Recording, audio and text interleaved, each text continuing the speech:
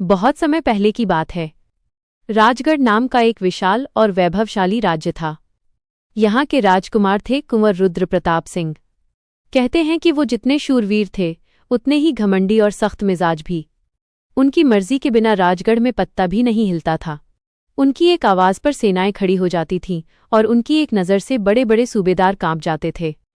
रुद्र को अपनी ताकत पर, अपने रुतबे पर और अपने नाम पर इतना घमंड था कि उसे इंसान नहीं, महज अपनी जागीर का हिस्सा लगते थे। उसी राजगढ़ की एक छोटी सी गली में एक छोटा सा घर था। वहां अवनी अपने बूढ़े पिता हरिदास के साथ रहती थी। हरिदास कभी महल के मुख्य चित्रकार हुआ करते थे, लेकिन वक्त के साथ उनके हाथ कांपने लगे थे और उनकी नज़र धुंधली हो गई थी। अब वो महल के लिए नहीं, बस छोटे मोटे जमींदारों के लिए तस्वीरें बनाकर गुजारा करते थे। लेकिन उनकी कला उनकी बेटी अवनी के भीतर जिंदा थी। अवनी एक अद्भुत चित्रकार थी। उसकी उंगलियों में जैसे जादू था। वो जब रंग उठाती तो बेजान कागज पर जिंदगी मुस्कुराने लगती। मगर अवनी का स्वाभिमान उसकी कला से भी बड़ा था। वो गरीब थी लेकिन खुददार थी। एक शाम की बात है। राजकुमार रुद्र प्रताप सिंह अपने लाव लश्कर के साथ नगर भ्रमण पर निकले थे। उनकी नज़र बाजार में एक छोटी सी दुकान पर पड़ी। वहां अवनी अपने पिता की बनाई कुछ तस्वीरें बेचने की कोशिश कर रही थी। रुद्र का रथ रुका। उसकी नज़र अवनी पर पड़ी। अवनी ने साधारण सूती कपड़े पहने थे।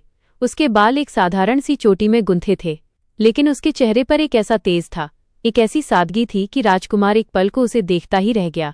दुनिया की हर कीमती चीज देखने वाला रुद्र उस बेकीमत सादगी पर ठहर गया था। अवनी ने देखा कि सब लोग सिर झुकाए खड़े हैं, बस वही थी जो राजकुमार की आंखों में आंखें डाले खड़ी थी। रुद्र को ये बात चुभ गई। एक साधारण लड़की और इतनी गुस्ताखी।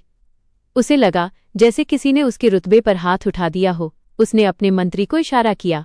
मंत्री ने अवनी से कहा, लड़की, राजकुमार तुम्हें देख रहे हैं, सिर झुकाओ। अवनी ने शांति से कहा, मैंने कोई अपराध नहीं किया है मंत्री जी, सिर्फ अपराधी सिर झुकाते हैं या फिर वो जिनके मन में लालच हो। मेरे मन में दोनों नहीं है। यह आवाज़ रुद्र के कानों तक पहुंच गई। इतना घमंड। उसके चेहरे पर एक क्रूर मुस्कान तैर गई। उसने कहा, इसका नाम और पता मालूम करो, इसे सबक सिखाना होगा। अगली सुबह 2 सिपाही हरिदास के दरवाजे पर खड़े थे। उन्होंने हुक्म सुनाया। चित्रकार हरिदास को राजकुमार ने इसी वक्त महल में याद फरमाया है। हरिदास कांप गए। उनसे ऐसी क्या खता हो गई? अवनी समझ गई कि ये कल वाली बात का नतीजा है। उसने कहा, पिताजी डरिए नहीं, मैं आपके साथ चलती हूँ। नहीं, सिपाही ने कहा, बुलावा सिर्फ चित्रकार हरिदास के लिए है। घबराते हुए हरिदास महल पहुंचे। रुद्र अपने भव्य कक्ष में बैठा था। चित्रकार, रुद्र की आवाज गूंजी, हमने सुना है तुम बहुत बड़े कलाकार हो, पर अब तुम्हारे हाथ कांपते हैं। हरिदास ने हाथ जोड़ दिए। हुजूर, उम्र का तकाजा है, हमें तुमसे एक काम चाहिए। रुद्र ने कहा, तुम्हें 7 दिन के भीतर हमारी एक आदमकद तस्वीर बनानी है। ऐसी तस्वीर जैसी आज तक किसी ने न बनाई हो।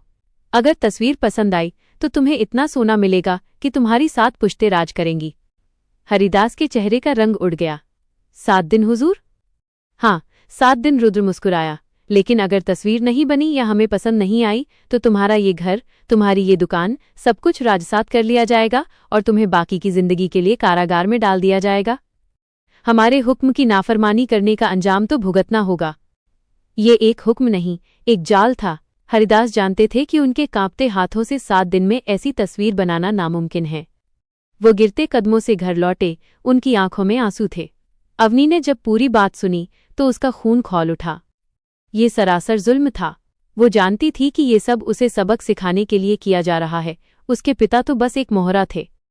पिताजी, अवनी ने अपने आंसू पोंछे, आप चिंता न करें, आपकी बेटी अभी जिंदा है। तस्वीर मैं बनाऊंगी आपके नाम से। हरिदास घबरा गए। नहीं बेटी, ये धोखा होगा। राजकुमार को पता चला तो वो तुम्हें भी, अगर नहीं पता चला तो? अवनी की आंखों में एक दृढ़ निश्चय था। और अगर पता चल भी गया तो मैं अपने पिता को बेबस होकर कारागार जाते हुए नहीं देख सकती। आप बस कागज पर दस्तखत कर दीजिएगा। उस रात से अवनी ने खुद को कमरे में बंद कर लिया।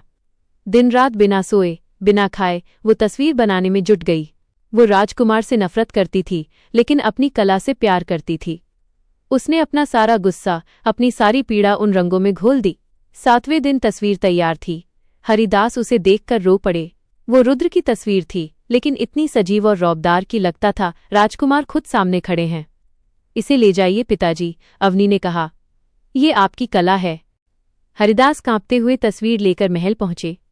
रुद्र ने जब तस्वीर पर से पर्दा हटाया तो वह स्तब्ध रह गया। ऐसा अद्भुत चित्र! एक पल को उसे लगा कि ये उसका अक्स नहीं, उसकी आत्मा है। मान गए हरिदास, रुद्र ने कहा। तुम्हारे हाथों में तो अब भी जादू है।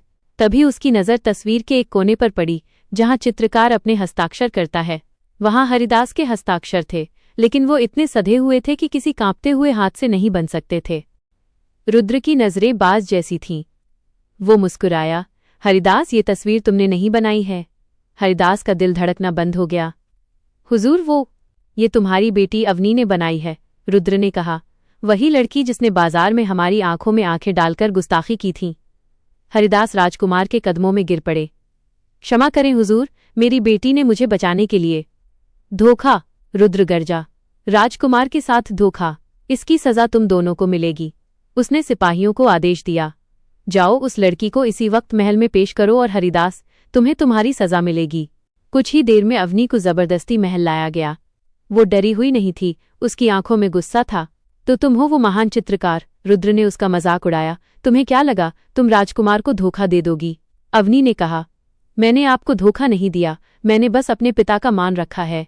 और अगर अपनी कला से अपने पिता को बचाना धोखा है तो हाँ, मैं धोखेबाज हूं। रुद्र को उसका ये स्वाभिमान जहर जैसा लगा।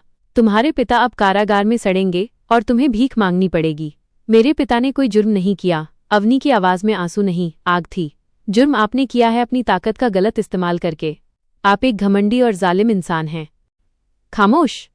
रुद्र चीखा। उसने आज तक ऐसी बेइज्जती नहीं सही थी। तुम्हारी ये जुबान मैं खींच लूंगा। वो गुस्से में उसकी तरफ बढ़ा। अवनी एक कदम भी पीछे नहीं हटी। आप मुझे मार सकते हैं राजकुमार, लेकिन मेरी सच्चाई को नहीं मिटा सकते। आप हार चुके हैं। एक निहत्थी लड़की से आप डर गए। रुद्र रुक गया। यह सच था, वो इस लड़की के स्वाभिमान से डर गया था। वो वापस अपने सिंहासन पर बैठ गया। उसके दिमाग में एक नया ज्यादा खतरनाक खेल सूझा।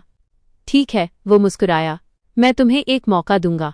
तुम्हारे पिता को आजाद कर दिया जाएगा, तुम्हारा घर भी नहीं छीनेगा, लेकिन एक शर्त पर। अवनी ने संदेह से उसे देखा। कैसी शर्त? रुद्र ने उसकी तरफ उंगली उठाई। तुम महल में रहोगी, हमारी निजी चित्रकार बनकर। तुम सिर्फ हमारे लिए तस्वीरें बनाओगी। जब तक हम चाहें तुम हमारी मर्जी के बिना महल से बाहर कदम नहीं रख सकती। तुम एक शाही कैदी होगी। अवनी कांप गई। ये कारागार से भी बदतर सजा थी, उस इंसान के साथ हर रोज रहना जिससे वो इतनी नफरत करती थी। और अगर मुझे मंजूर नहीं है तो अपने पिता को कारागार में सड़ते हुए देखो, रुद्र ने कहा। फैसला तुम्हारा है, तुम्हारा स्वाभिमान या तुम्हारे पिता की आज़ादी। अवनी की आंखें छलक आईं। उसने अपने पिता की बेबस आंखों को याद किया। उसने अपने आंसू पोंछे। मुझे मंजूर है। क्या कहा? रुद्र ने मजाक उड़ाया। जोर से बोलो, कहाँ गया तुम्हारा स्वाभिमान? अवनी ने अपनी आंखें सीधे उसकी आंखों में डालीं। मैंने कहा मुझे मंजूर है, राजकुमार रुद्र प्रताप सिंह। उस दिन से अवनी महल में कैद हो गई। रुद्र ने उसे महल में ही चित्रशाला के पास एक छोटा सा कमरा दे दिया। उस पर हर वक्त पहरा रहता। रुद्र का अब यह रोज का काम बन गया था कि वो उसे परेशान करने का कोई मौका नहीं छोड़ता। अवनी, वो एक सुबह आया। हमारे घोड़े बादल की तस्वीर बनाओ, बिल्कुल सजीव लगनी चाहिए। अवनी ने 3 दिन मेहनत करके तस्वीर बनाई। रुद्र ने तस्वीर देखी और उसे फेंक दिया। यह घोड़ा है, ये तो गधा लग रहा है, दोबारा बनाओ। एक रात अवनी काम करते करते थककर वहीं सो गई। वो रात भर जगी थी और ठंड भी बढ़ने लगी थी। रुद्र रात को ये देखने आया कि उसकी कैदी क्या कर रही है। उसने देखा कि अवनी मेज पर ही सिर रखकर सो रही है। उसके हाथ रंगों से सने थे। एक पल को रुद्र का सख्त चेहरा बिल्कुल नरम पड़ गया। उसकी नज़र अवनी के हाथों पर पड़ी जो ठंड से कांप रहे थे। रुद्र ने एक पल सोचा, फिर उसने अपने कंधे से कीमती शाही उत्तरीय उतारा और बहुत धीरे से अवनी के कंधों पर डाल दिया। जब सुबह अवनी की आंख खुली तो उसने खुद पर वो भारी गर्म शॉल देखी। वह चौंक गई। तभी रुद्र वहां आ गया। उसका चेहरा पहले जैसा ही सख्त था। तस्वीर कहाँ है? वो गरजा। अवनी घबराकर खड़ी हो गई और शॉल जमीन पर गिर गया। तुम्हारी हिम्मत कैसे हुई हमारी चीजों को हाथ लगाने की? चोरी करती हो? रुद्र चीखा। अवनी की आंखों में आंसू आ गए। नहीं, ये मुझे यही मिला। झूठ! रुद्र ने कहा। सजा के तौर पर आज तुम्हें खाना नहीं मिलेगा। वो शॉल उठाए बिना गुस्से में चला गया। अब ये सिलसिला शुरू हो गया था। रुद्र उसे सबके सामने बेइज्जत करता और फिर छिपकर उसकी मदद करता। एक शाम रुद्र ने ऐलान किया, अवनी, कल हम शिकार पर जा रहे हैं, तुम्हें साथ चलना होगा। अगले दिन जंगल में एक जख्मी जंगली सूअर गुस्से में अवनी की तरफ दौड़ा। अवनी चीख पड़ी। इससे पहले कि कोई सिपाही हिल पाता, रुद्र हवा की तेजी से पलटा और अवनी और सूअर के बीच आ गया। उसकी तलवार बिजली की तेजी से चमकी और जानवर वहीं ढेर हो गया। रुद्र अवनी की तरफ पलटा, उसकी सांसें तेज थीं और उसकी आंखों में एक पल के लिए खौफ था, उसे खोने का खौफ। लेकिन उसने तुरंत खुद को संभाला और गुस्से से चीखा, अंधी हो क्या? मर जाती तो हमारा हुक्म कौन पूरा करता? वो आगे बढ़ गया, लेकिन अवनी वहीं बैठी रही। वो उसके गुस्से को नहीं, उसकी आंखों में दिखे उस एक पल के डर को देख रही थी। इस घटना के बाद अवनी बीमार रहने लगी। महल की कैद और राजकुमार का बर्ताव उसे अंदर ही अंदर खा रहा था। एक दिन बगीचे में तस्वीर बनाते वक्त अवनी बेहोश होकर गिर गई। अवनी! ये एक चीख थी। रुद्र भागा और उसे अपनी गोद में उठा लिया। उसका सारा घमंड एक पल में पिघल गया। वो उसे सीधा अपने शाही कक्ष में ले गया और अपने पलंग पर लेटा दिया। वैद्य को बुलाओ, वह गर्जा, अगर इसे कुछ हुआ तो राजगढ़ में कोई वैद्य नहीं बचेगा। वैद्य ने कहा, हुजूर, इन्हें कोई बीमारी नहीं है, ये बस बहुत ज्यादा थक चुकी हैं और मन पर कोई गहरा बोझ है। रुद्र ने सबको बाहर जाने का आदेश दिया और उस पलंग के पास जमीन पर बैठ गया। उसने धीरे से अवनी का हाथ अपने हाथ में लिया और उसकी आंखों से आंसू बह निकले। आंखें खोलो अवनी, वो टूटी आवाज में बोला, सजा मुझे मिलनी चाहिए। मैंने सोचा था मैं तुम्हें झुका दूंगा, पर मैं खुद ही टूट गया। मैं तो बस तुम्हें अपने पास रखना चाहता था। जिस दिन तुमने बाजार में मेरी आंखों में देखा था, तुम उसी दिन मेरी जिंदगी में उतर गई थी। पर मैं रुद्र प्रताप सिंह हूँ। मैं प्यार करना नहीं जानता, बस जीतना जानता हूँ। मुझे माफ कर दो, मैं तुम्हें आजाद कर दूंगा, बस मुझे छोड़कर मत जाओ। अवनी की उंगलियों में हरकत हुई।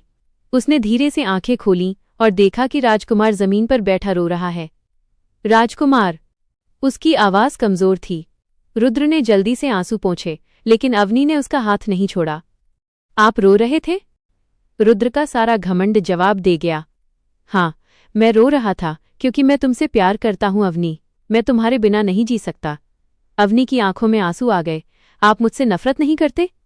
नफरत तो मैं खुद से करता रहा कि मैं तुम्हें तड़पाता रहा, रुद्र ने कहा। अवनी ने धीरे से उसके आंसू पोंछे और कहा, आप भी कैदी थे अपने घमंड के। रुद्र ने उसका हाथ पकड़ लिया, लेकिन अब ये कैदी आजाद होना चाहता है। क्या तुम इस घमंडी राजकुमार को माफ कर सकती हो? अवनी मुस्कुराई और बोली, घमंडी राजकुमार को तो नहीं, लेकिन इस रोते हुए आशिक को शायद। रुद्र रोते हुए हंस पड़ा और उसके माथे को चूम लिया। उस दिन महल के उस कमरे में 2 कैदी आजाद हुए थे, एक महल की कैद से और दूसरा अपने घमंड की कैद से। यह कहानी आपको कैसी लगी? क्या आप ऐसी ही और कहानियां सुनना चाहेंगे?